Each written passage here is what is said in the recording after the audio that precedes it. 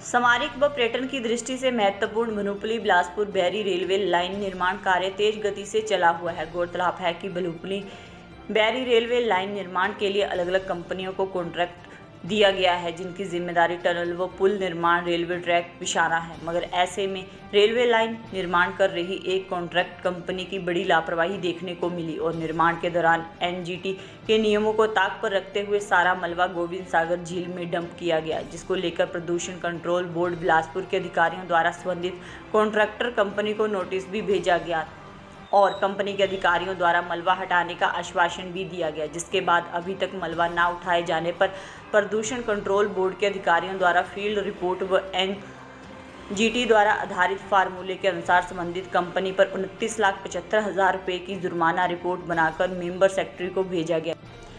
इस बात की जानकारी देते हुए हिमाचल प्रदेश स्टेट प्रदूषण कंट्रोल बोर्ड बिलासपुर के पर्यावरण अभियंता अतुल परमार ने कहा कि एनजीटी के आदेशानुसार सरकारी व निजी किसी भी क्षेत्र में होने वाले निर्माण कार्य के बाद गोविंद सागर झील तट किनारे या झील में मिट्टी व मलबा फेंकना सरासर गलत है, जिसके मद्देनजर रेलवे लाइन निर्माण कॉन्ट्रैक्टर कंपनी के खिलाफ इस तरह की कार्रवाई अमल में लाए जाने की बात कही।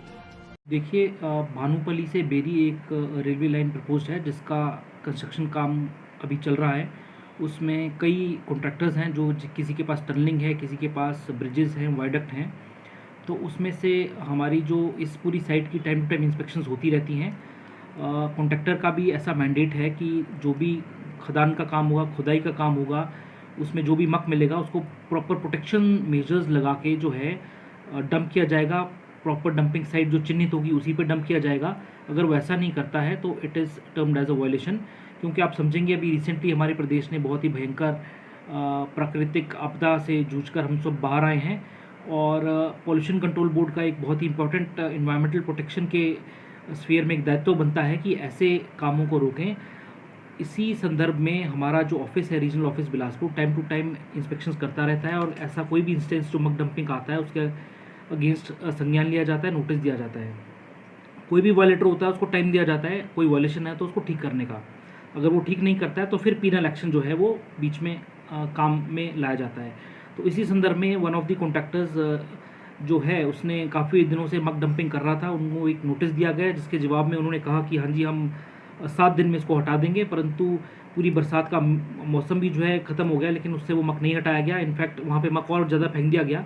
तो इसी का संज्ञान लेते हुए हमने टाइम टू टाइम यहाँ इंस्पेक्शन करते रहे। फोटोग्राफिक एविडेंसेस के साथ, जीपीएस लोकेशंस के साथ हमने अपने हायर हेडक्वार्टर को जो है एक्शन टेकन रिपोर्ट के साथ जो है एक रिकमेंडेशन भेज दी है कि एनजीटी के ऑर्डर्स, जिसमें एनजीटी ने प्रस्तावित किया था, सभी स्टेट बोर्ड्स को एक डायरेक्शंस दी थी एक ऑर्डर में, OA नंबर 593 ऑफ 2017 पर्यावरण सुरक्षा समिति and others versus union of India में, कि अगर कोई भी व्यक्ति विशेष, इंडिविजुअल, इवन गवर्नमेंट डिपार्टमेंट अगर वाटर पोल्यूशन करता है तो उसमें इस फॉर्मूला के हिसाब से फाइन होगा, एयर पोल्यूशन करता है तो इस हिसाब से फाइन होगा।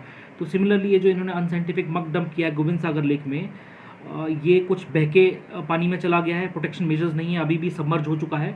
तो it deteriorates the water quality of Govind Sagar lake और रिजर्वायर की कैपेसिटी वगैरह को भी ये लॉन्ग टर्म में जो है अफेक्ट करता है। तो इसी संदर्भ में हमने जो है एक फ़ाइन प्रपोज किया है इनके अगेंस्ट, ताकि बाकियों को भी ये मैसेज जाए कि ये मक डंपिंग इलीगल है। उसी तरह आपके माध्यम से भी मैं सबको संदेश देना चाहूँगा कि ये कंस्ट्रक्शन कंपनीज का ही काम नहीं है। अगर हम अपना भी कोई घर बनाते हैं, कोई इंडिविजुअल ऐसा कंस्ट्रक्शन करता है, तो उसका भी दायित्व बनता है कि किसी प्रकार का भी मक जो है वो नदी नालों में ना फेंके, उसका साइंटिफिक निष्पादन करे। उसके लिए टीसीपी जब नक्शा पास करता है उसमें उसको चिन्हित साइट बताता है कहाँ आपको अपने घर का मलबा फेंकना है। Construction and demolition waste management rules 2016 में जो है गवर्नमेंट ऑफ इंडिया ने नोटिफाई किए हैं।